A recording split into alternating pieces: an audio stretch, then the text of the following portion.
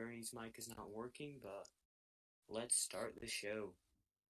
Welcome back to CAA Today. This is our week 6 episode as we wait for Bernie to get his mic going. Um, Today we welcome guest Zan from Marist, and we're supposed to have C-Rex from Hampton, but according to Zan, he went to go buy cigarettes. So we'll roll with the three of us for now as both Yeah, Edge and Matt. he didn't Oh, there we actually go. go to buy cigarettes I if that figured. wasn't clear. Yeah. I figured. Um, Both Edge and Matt are on vacation, as is Bernie, but Bernie will be here with us today after he gets his mic problems figured out. Also, all right, Bernie's grabbing another mic, so I'll do a little time delaying here. Uh, the CAA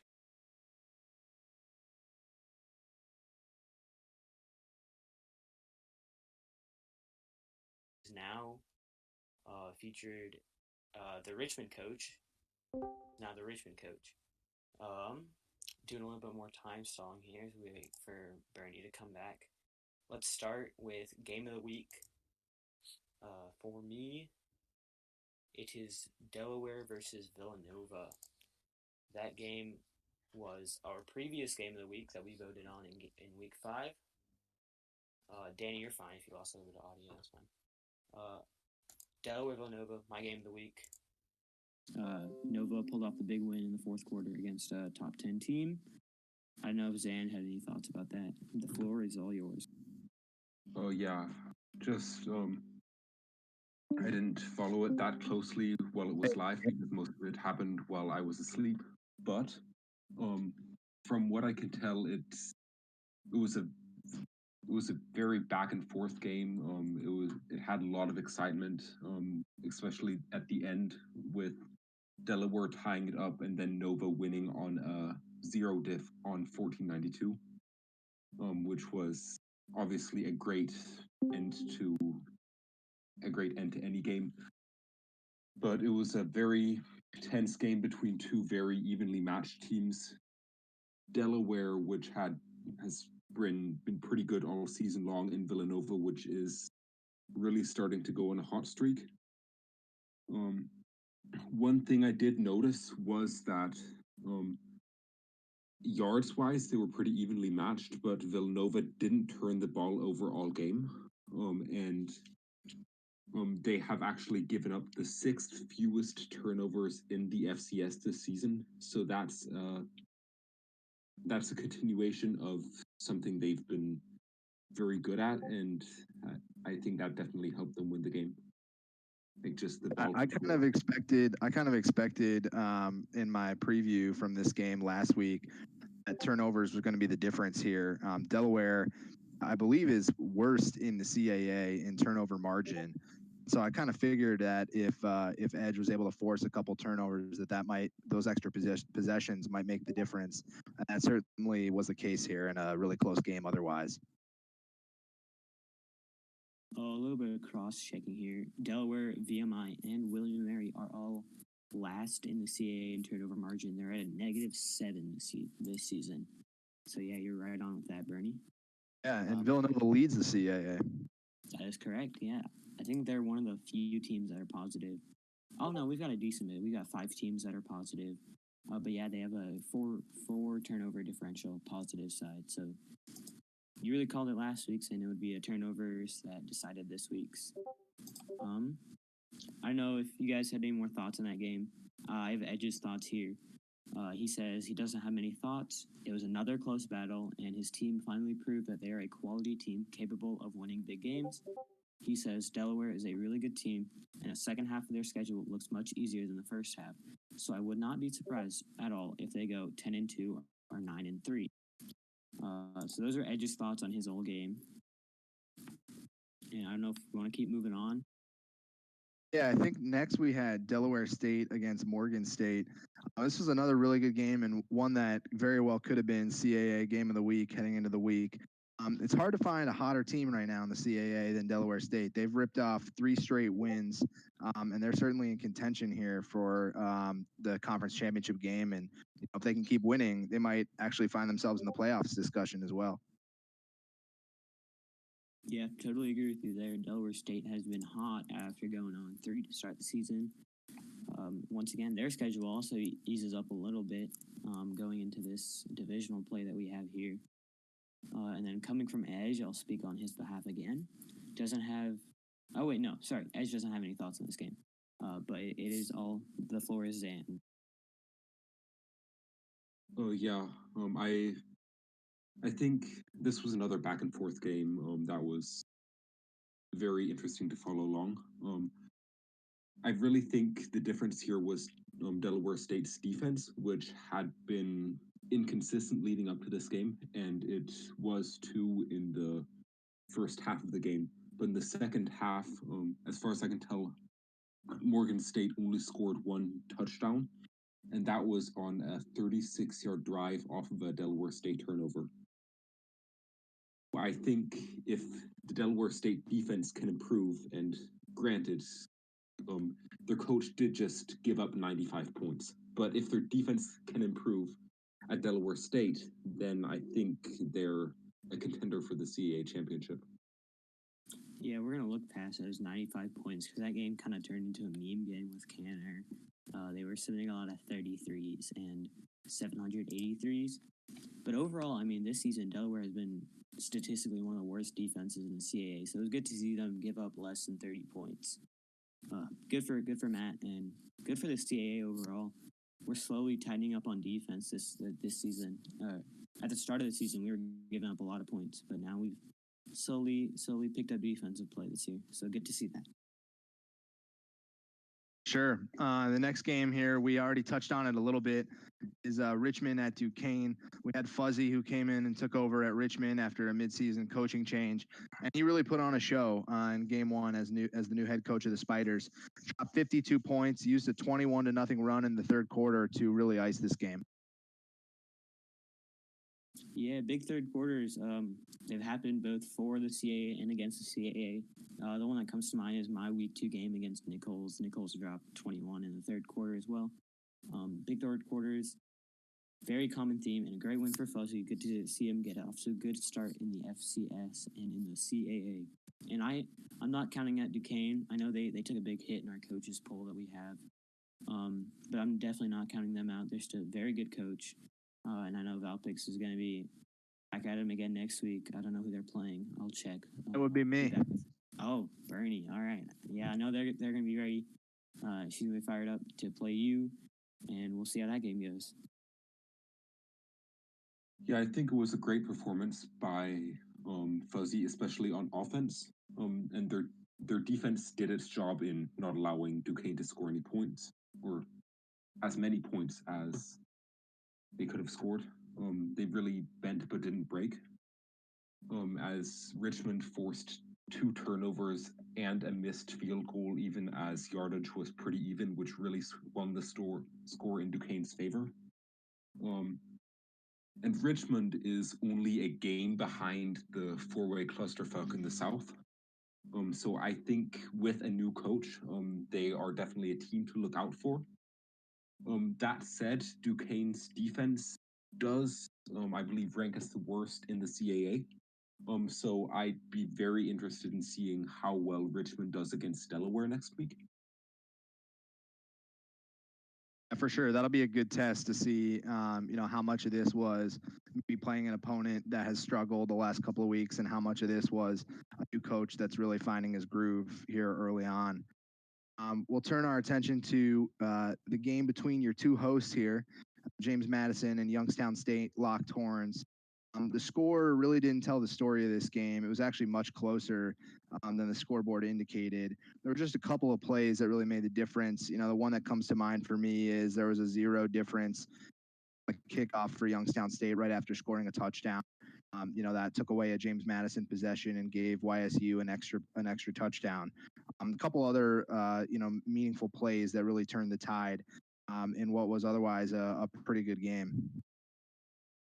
Yeah, I can't really add much, but I did a lot of talking before the game, and Bernie knows this. We were going at it. I can talk some trash, but I did not back it up that well. I think I threw like 2 picks. One of them was a pick 6, and that aforementioned 0 difference kickoff that was that kind of led to my demise at the end there. Tough game. Look to be back at it next week against rising VMI coach.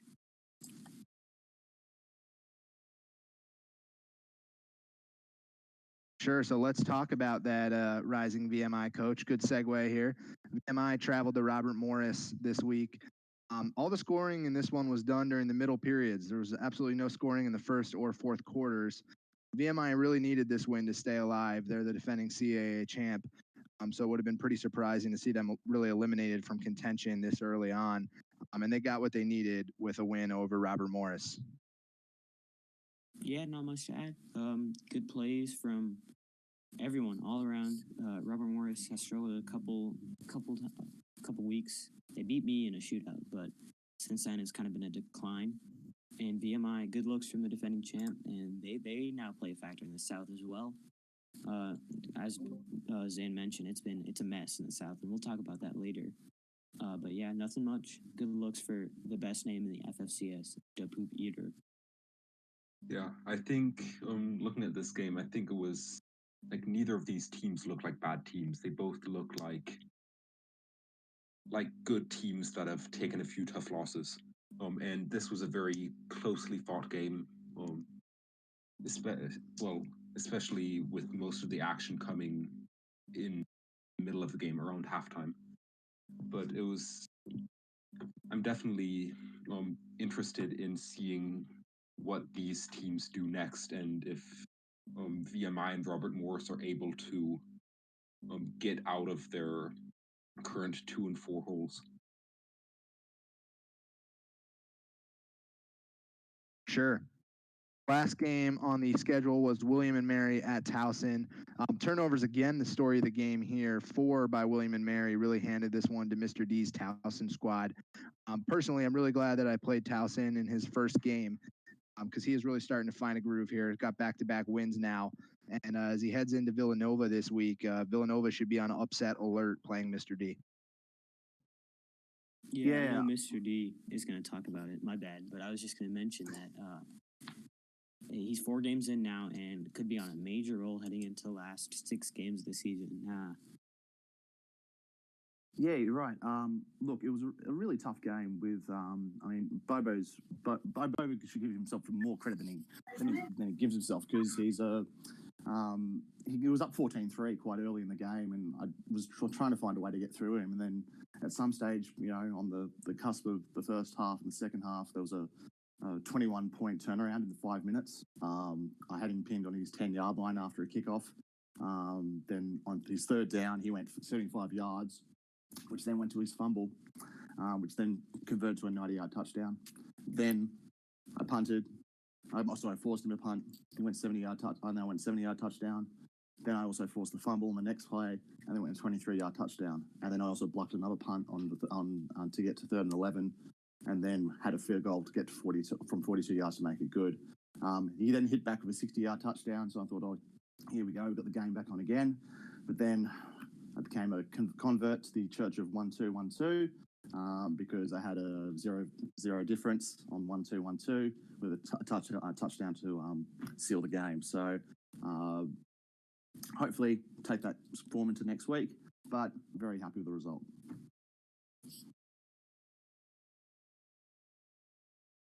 Good stuff from Mr. D. Absolutely. So yeah, I don't know, Zan, do you have any thoughts on that game? I know. No, not really. But I do think Mr. D is starting to come into his own as a coach, and that the team is on a verge on a major turnaround. That said, I still think Towson is going to lose their Week 8 game against Marist, but not by a lot. That's all I have to say. Shots fired. That is fire, mate, considering I'm actually an old Marist boy myself. So you watch out. I've got a bit more inside information than you think.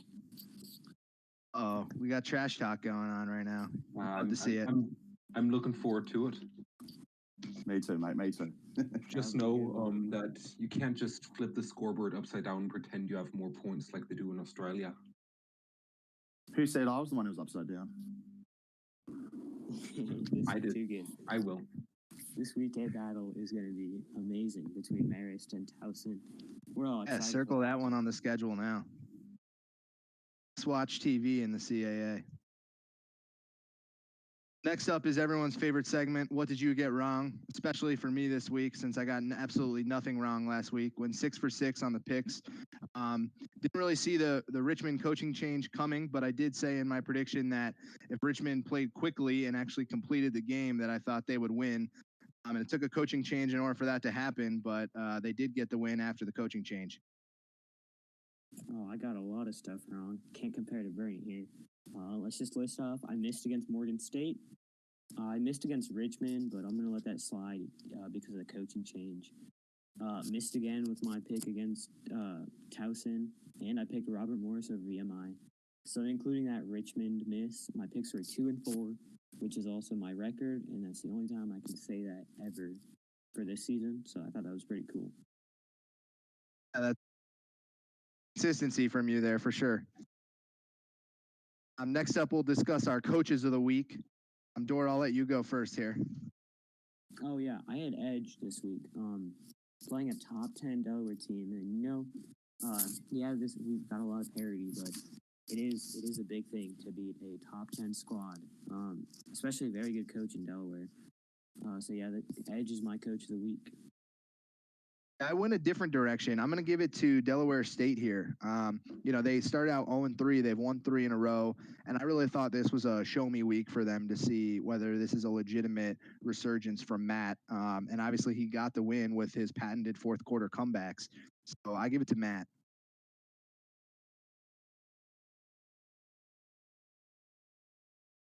Or I'll let you lead us through stat of the week here. Oh yeah, this week we have a picture for it as well. We mentioned it, Zan mentioned that we have a 4-way tie in the CAA South. So I pulled up the rice sheet. Sorry, Matt did it for us, but I guess I'll be talking about it.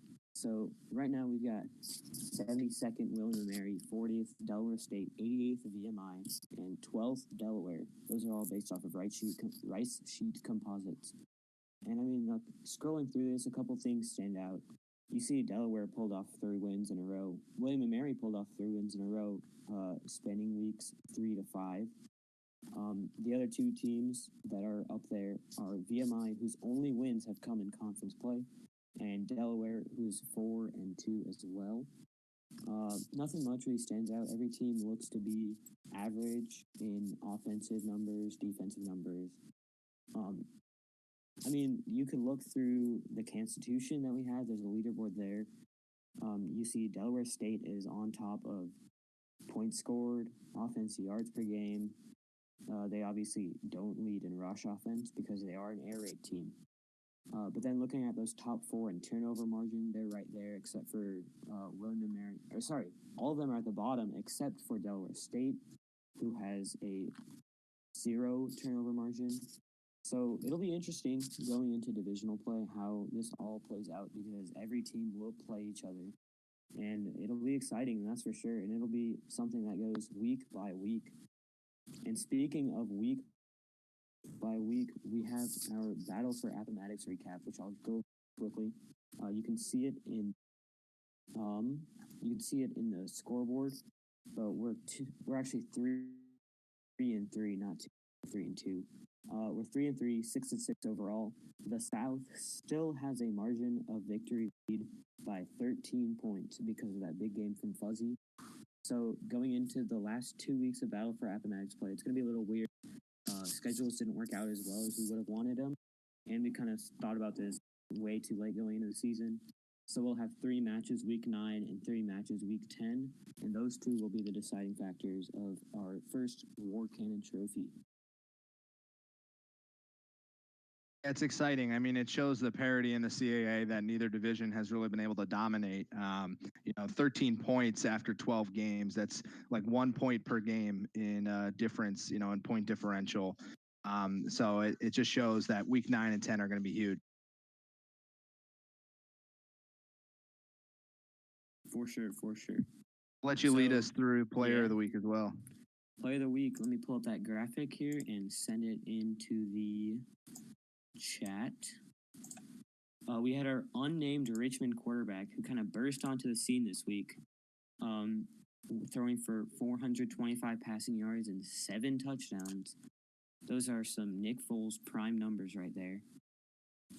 They obviously beat Duquesne, and then our defensive player of the week make it 3 weeks in a row. Hosty Robinson for Morgan State has been on a roll. 2 weeks in a row because Morgan State only added stats 2 weeks ago. The number 36 cornerback, he's a sophomore, Hosty Robinson, played out of his mind with 23 tackles and 1 turnover. We couldn't differentiate what it was. I would assume interception, as it is Delaware State that they were playing against. Those are your 2 players of the week.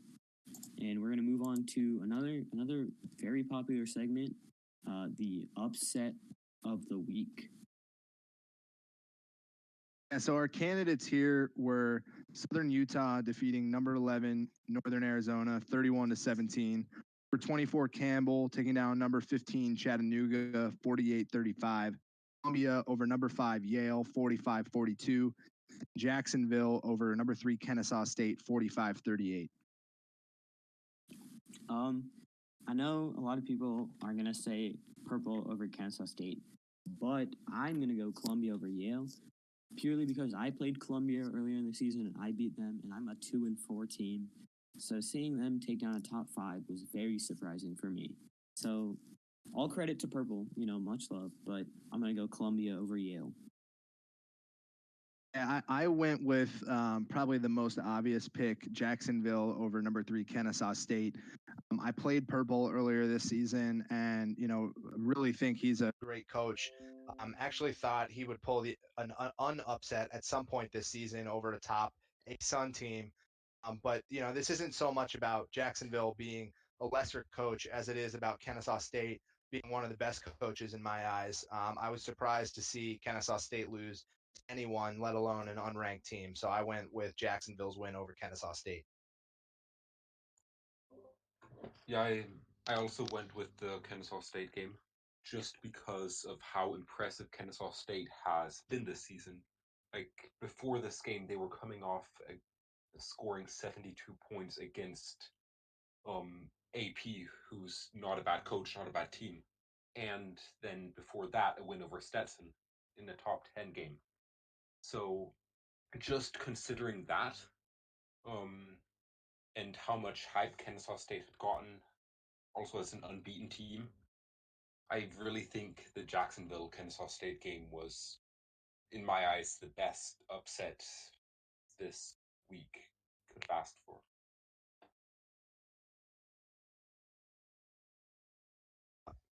I'm on the same wavelength as you there. So now it's time for the most explosive segment. This is the one that generates all the headlines. It's contender and pretender of the week. Or I'll let you lead us through your contender and pretender first. So my contender and pretender both came from the same game. It was Chattanooga versus good old Humpy and Campbell. And obviously Campbell won that game, so they're going to be my contender. And Chattanooga lost, so they're going to be my pretender. Chattanooga does talk a lot of smack, and they weren't able to back it up this week. They have in previous weeks, but for Campbell to pull a big win, especially against an A-Sun team, good looks from Campbell, and I expect them to be a factor come playoff time. Well, my contender was Howard. I'm going to give the Mid-Atlantic some love here. Howard had a 38-0 win over Monmouth. I believe Monmouth only had 1 loss heading into that game. So big ups for Howard, who's now 4-2 after that win.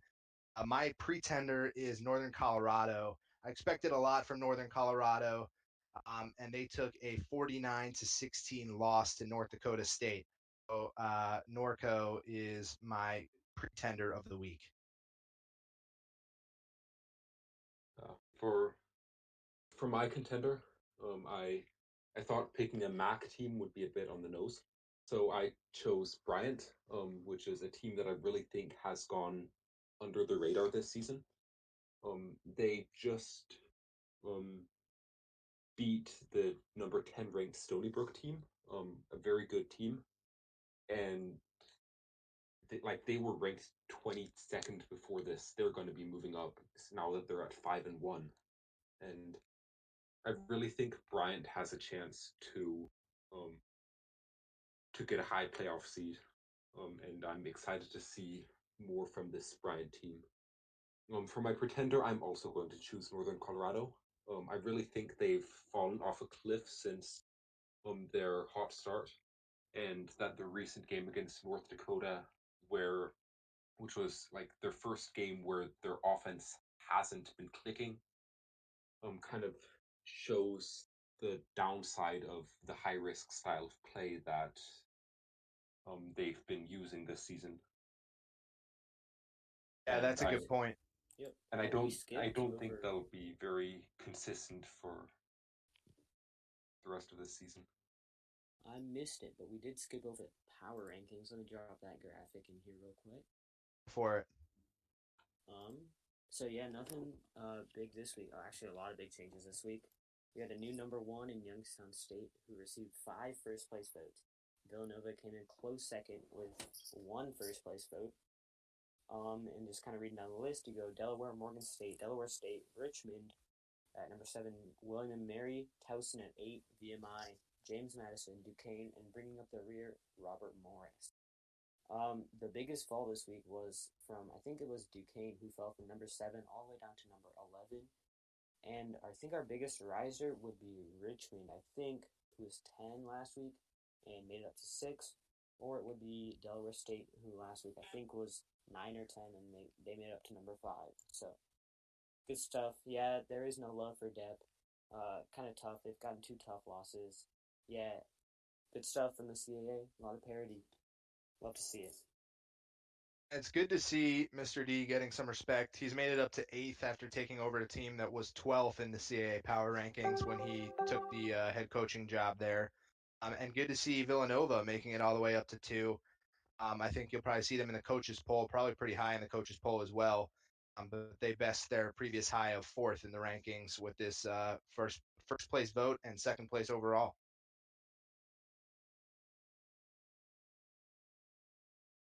With that, we'll turn our attention to week 7. Door, who do you have as your game of the week this week? My game of the week is going to be between the Aussie and Nova.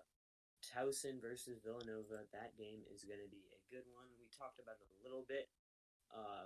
Villanova should be on upset alert, and they are going to be on upset alert because of this scary good 2-4 Towson team. So that is my vote for game of the week. I agree with you there. I think that's the consensus pick among the league. So nothing really to add to that one. I kind of have 1.5 picks here. I think the Villanova Towson game is going to be the most exciting game. But I also think that Delaware Richmond is a game that really has a chance to impact the standings come conference championship time. And I think that that is a game that we're likely to look back on later in the season when the conference championship games start becoming closer to fruition, and we look back on what has led to that point. Oh yeah, for sure. That Delaware Richmond game is going to be a big one for the CAA South. Yeah, that's really must win for Richmond in order to stay in contention here with 4 teams with only 1 conference loss. And noting in the preview, Shake, both Duquesne and Richmond, I didn't update their records. Their Richmond is 3-3, and Duquesne is going to be 2-4. In week 7, just took the screenshot before the game went final and totally didn't update. Same thing happened in the week 6 recap one with the battle for Appomattox. It was like 3-2 North versus South, but it should be 3-3. Small errors, we're making progress, so good stuff. All right, we'll blame it on the fact that pretty much everyone in the CAA is on vacation this week, so we've had our minds elsewhere. But we'll turn our attention to the picks this week. And let's start with that Delaware at Richmond game. So new Richmond coach Fuzzy did great in his first game. Moving on to game 2, he'll finally get his option playbook, facing against another option team in Delaware. I'm gonna pick Delaware here. They beat YSU because in the battle of option teams, Delaware beat YSU, and Delaware is gonna win by 10 here. Calling it right now.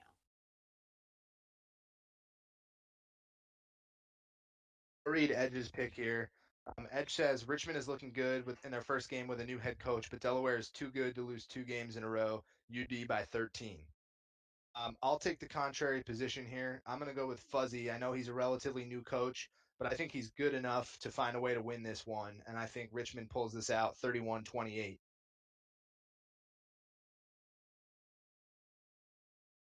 Move on to William and Mary and Delaware State. So I'll read Edge's pick here. Edge says a matchup that will help solve the problem of the four-way tie in the South. I think we get another shootout here, and Delaware State makes it 4 in a row. I'm with you on the shootout. DSU has won 3 straight. Let's make it 4. But I'll say it's very close. 45-42 is my final prediction for that score. I think Delaware State has it rolling, and I think they win a shootout as well. I got 56-49 Delaware State this week. I agree with the shootout. I'm gonna say Delaware State by like 2 or 3 scores because I think they have all the momentum in the world right now. Whereas William and Mary has lost a bit of theirs. And I think this could be a good chance for Delaware State to win big and to ease a bit of the doubt on their hot streak. Next up is Duquesne at Youngstown State, or I'll let you take the lead here. Oh, yeah. I mean, it's pretty simple. Bernie's a top 10 team after this week. He's going to prove his ranking. I'm going to go big by 21. Edge said Bernie wins big and gains momentum heading closer and closer to what looks to be a key Week 10 matchup versus Nova. I personally think that the Duquesne team that nearly upset Stetson earlier this year will show up again this week and make it tough. I do have the Penguins squeaking out a 35-31 win. I think Bernie's going to win big here because, again, Duquesne defense especially has not been in very good shape this season. And I think, like, unless Duquesne can fix that defense, I don't think they'll be able to pull off the upset, especially considering how stifling Youngstown State has been to opposing offenses. I sure hope you're right. Who knows what that feels like. VMI at James Madison is next. Edge says VMI has struggled to get any momentum going, and I think that continues with a JMU win close. Yep, I'm right with you there. I don't bet on myself a lot. I think I pick myself to lose in almost every single podcast here. But I do think I can get this dub here, JMU by 3. Yeah, I'm pretty excited to see this one. This is an important game for both teams and their trajectory the rest of the season. I do think JMU pulls this one out. I don't think VMI will go down quietly. And this is the pick that I'm probably the least confident in. I mean, this is really close to a toss-up in my opinion. I think, considering where JMU stands, that they're at 2-4, but they're an active team and they're definitely like one of the leading voices in the conference. And I think JMU will be energized to turn their season around. So that's why I have JMU winning by a touchdown. I like that. I like that. We've got, adding into the script right now, we got Matt coming in saying VMI's only wins have been against weaker teams. So he says JMU by 10 here. Appreciate the thoughts for that one, Matt. And we're going to move on to Morgan State at Robert Morris. Bernie, I'll let you take this one away. Yeah, I think Morgan State gets back in the win column here. I feel bad for Robert Morris. They're a decent team, but they're stuck in a really talented conference, which is why they find themselves at the bottom of the power rankings this week. So I think Morgan State will pull this one out. Said that Morgan State had to show what to him was a surprising loss last week, but he thinks that they will bounce back and earn some voter respect with a 3-score win over Robert Morris. I had both teams are looking to recover from losses, but obviously Morgan State is going to lose their ranking, so they're looking to prove that they deserve back in it. Morgan State by 14. Yeah, I personally think this game is going to be a closer game than would be expected by records alone.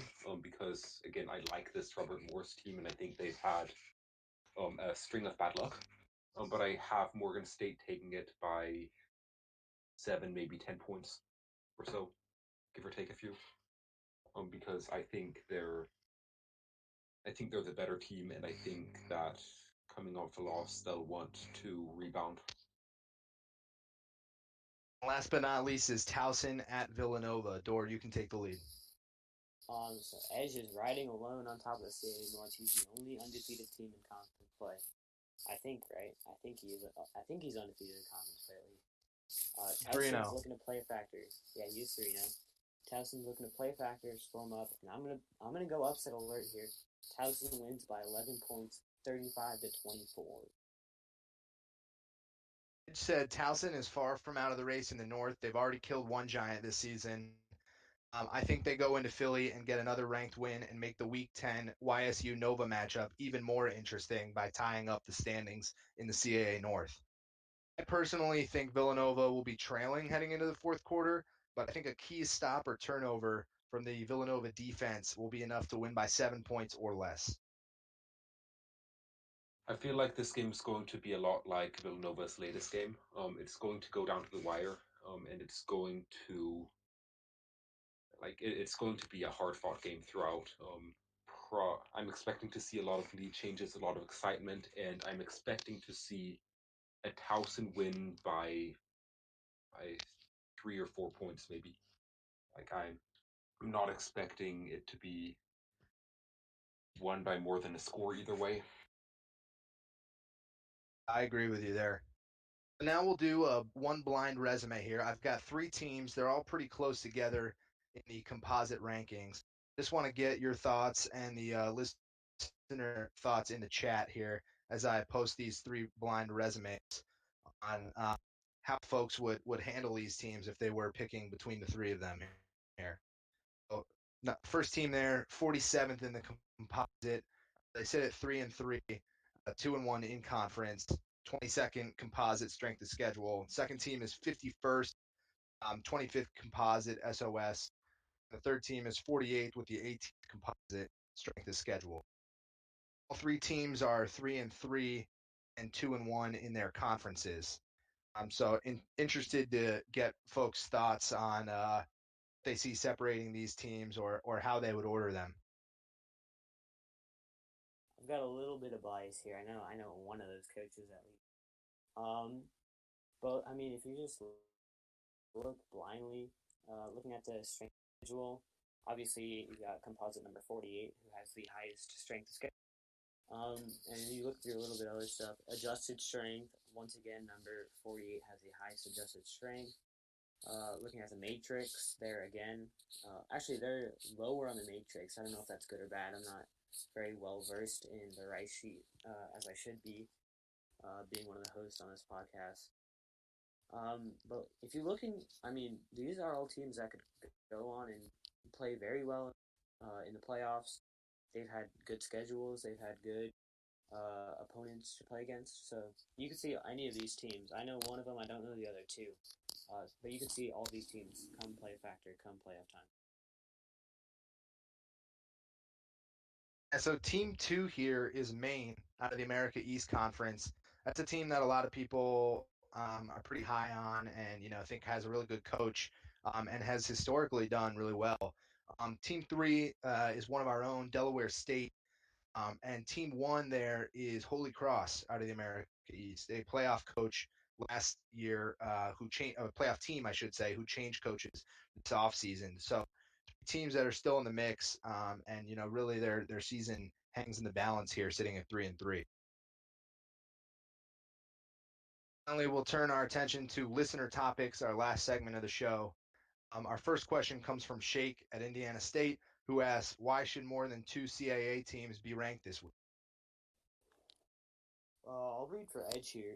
Despite Delaware losing Nova and UDR me as in brackets possibly biased to the best 4-2 teams out there.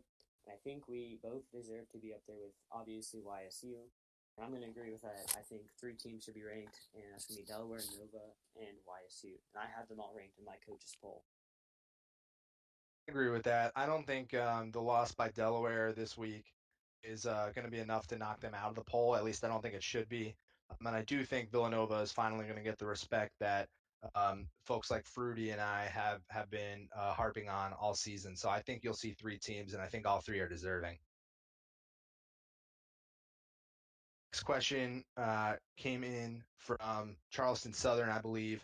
Why is the North red and the South blue in the Battle for Appomattox logo? So in our CAA Today logo, I don't know if many people have seen it, but you can see it here when I drop it into the chat. Okay, well, it's going to take a long time to load. But as I was making the CAA Today logo, I have the North red and the South black. And obviously you can't see black on a black background, so I think Edge just kind of decided to take the dark blue color as the CAA colors. And so, yeah. Also, it's a good, like, you get like a red versus blue. You have the North versus South. What was it called? Civil War here. My history's evading me, but I'm pretty sure the North was blue and the South was red. But we're gonna let that one slide here. Just flip them around for the CAA. Absolutely. I like Mr. D's explanation in the chat there. That very well could be. Maybe Edge just needs to see a doctor. It's fun to make fun of him when he's not speaking in the voice chat. I won't do that next week when he's back. Another question came in from Charleston Southern. He asked if we're going to have a CFC versus CAA challenge week 1 next year. It is going to happen next year. The 2 commissions have been discussing that. I don't think it'll be week 1. We have some other commitments week 1. I know Edge has a rematch game with Chattanooga set up for week 1. And we just wanted to leave that available for coaches to pick their first opponent. But I think we'll probably do it either week 2 or week 5 in all likelihood next year. Oh yeah, that'll be an exciting one. 2 bordering conferences. I wish we could see Campbell back in the CFC where they belong, but that's a very unpopular opinion with ASUN people, so I'm just going to keep that one to myself. But yeah, CFC versus CAA, expect it next season. Yeah.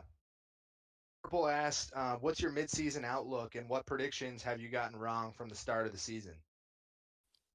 Well, I know week 1 seems like a long time ago, and it has been a while. I was on the Richmond train in week 2 and week 3. I was telling them they were going to win the South. They were going to play Bernie in the championship game and possibly win that game. But Badger kind of got lost and couldn't keep up. That train kind of derailed. We have a new coach in Fuzzy. Excited to see how he does. And yeah, we'll see how Richmond goes from here. But that's the only prediction that I could call out right now. Edge said that he doesn't really remember too many of his preseason predictions, but he thinks he was probably way off from some of them. And as far as midseason outlook, he thinks the winner of the YSU Nova game will win the North, and Delaware will be too much in the South. My biggest misprediction was I thought VMI would be a force again in the CAA. They won the conference last year, and I really didn't see them having the slide that they've had so far this season. They're still in the mix. They're 2-1 in conference, but hard to see them winning the conference again at this point. Yeah, you are correct there. Next up, Pello from Bethune-Cookman asked us to break down how many teams from each conference we think will make the playoffs. None of us I really can had read it. anything. Edge. Yeah, go ahead, yeah, Dor. yeah, You go can ahead, read go ahead. Edges. Oh, okay, I got it. Edge is going to be on the committee this year, as is Bernie.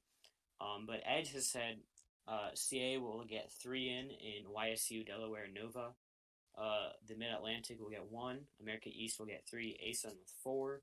Big Sky with 3. Carolina football with 1. Delta with 3. Ivy with 2. MVC with 2. And Southland with 2. Matt right below him has said same, except he thinks the best of Delaware State and William and Mary could get in if they end the regular season on a high note.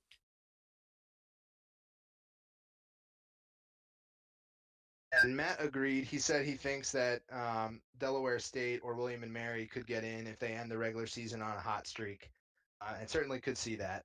We'll have to keep our eyes peeled and see what happens in conference play here. Similar question. Pello asked us if we had any thoughts on bracketology or what might be in the committee's first rankings.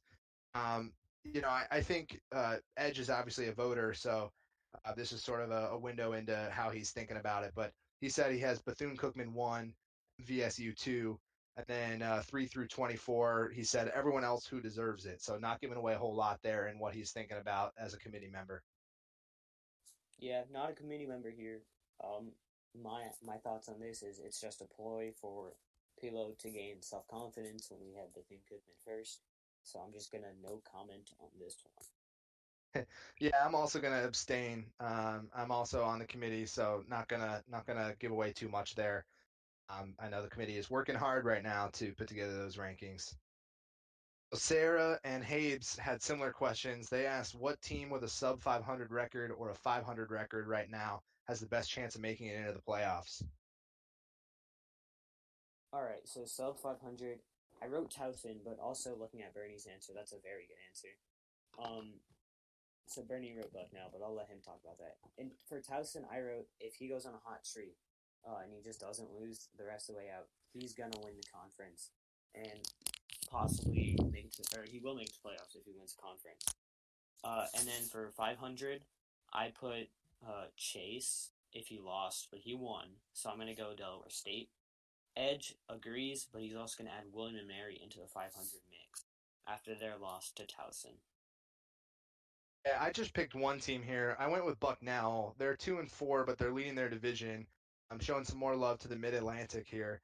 That conference is wide open. On the other half of that conference, there's really no dominant team either. You could see Georgetown get through, so it wouldn't be shocking to me to see Bucknell, who's 2-4 right now, representing the Mid Atlantic. So myself and Hampton and Bucknell notwithstanding, I think honestly, including 500 teams, wait, are they 500? Yes, they are 500. I'm gonna say North Dakota State, um, because they're 3-0 in the they're 3-0 in conference. They've had a new coach who's been on a hot streak, and I mean, they have all the markings of a team um, that's going to rise up, that's going to improve greatly. And I think they should be considered among the shadow contenders this season, so to speak. Otherwise, I think both DSU and Richmond, from the CAA, can make a mark on the playoff landscape if they go on hot streaks, which I think they both are very capable of. Yeah, I think those are really good takes, and it'll be interesting to see if any of these come to fruition. Sure. Speaking of fruition, Fruity submitted a question this week, which was how many CAA teams do you see making the playoffs, and how does that compare to the other major conferences? I'm speaking on behalf of myself and Edge here again. We kind of talked about this, but I think we'll get three in. Could see another team ahead of Delaware in the South, like DSU or William and Mary, as Matt mentioned. And then comparing with the other big conferences, we're just going to pick the three most active ones besides us, ASUN, Big Sky, and MVC. We're saying ASUN's going to have four, Big Sky's going to have three, and MVC is going to have two. Like that. I don't have a whole lot to add there. That's good analysis. And our final question from Pello says, who is the best team with each number of wins? For example, who's the best 6-win team, 5-win team, etc. I'll read Edges since I didn't submit an answer for this question. This was too much brain damage for me. Said at 6, it's MVSU. He's had them number 1 in his rankings since week 2, and he's not changing that now. 5, he went with Sam Houston State. 4, he said, assuming they win, UNI. I didn't check the late scores, but they did not win, if I remember correctly. 3, he said North Dakota State or Maine. 2, Towson. 1, he said IDK, maybe Harvard. And 0, he said South Dakota. and I did win. So you and I at 4. Sorry about that. For me, number 6, I had Pilo. I've had them number 1 in my coaches poll. 5, I have Bernie. Obviously, gonna give some CAA rep. At 4, I had Edge and Chase. Both of them are very good 4-2 teams. For 3, I had three teams at 3 wins. I had Matt because he's been on a roll. Sarah, she's doing very well in MVC play, and then Maine, obviously another very good 3-3 team. At number 2, I have Purple or Towson. And then at 1, I have Harvard or any one-win team in the America East. There's one division where the leader in the conference is like 1-2 in conference play. One of those divisions. So any team in that division, I'll say is going to be really good. And 0, I have Tenny because he's at Idaho State now, and they're looking good.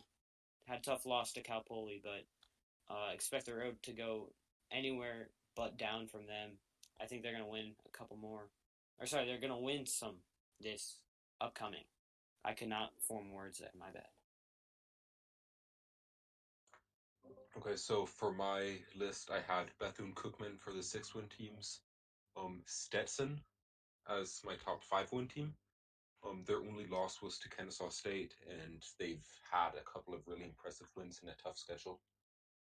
I had Yale as my 4-win team, Delaware State as my 3-win team, Towson at 2, Harvard at 1, and Tenney at 0, almost by default.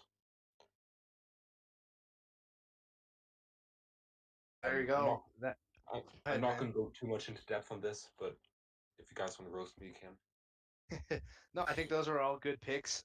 They line up pretty well with what Dora and Edge were both thinking as well. So some consensus there, but also some differing opinions. That was a really interesting question, and I really like that one. Well, that's it. That's all we had on listener topics for this week. That brings us to the end of our show. I'd like to thank those of you who were here live and thank those of you who listen on YouTube. And wish everyone good luck here in week 7. Yep. Good luck, guys. Good show, and we will see you in 2. Special thanks to our guest Zan for joining us this week.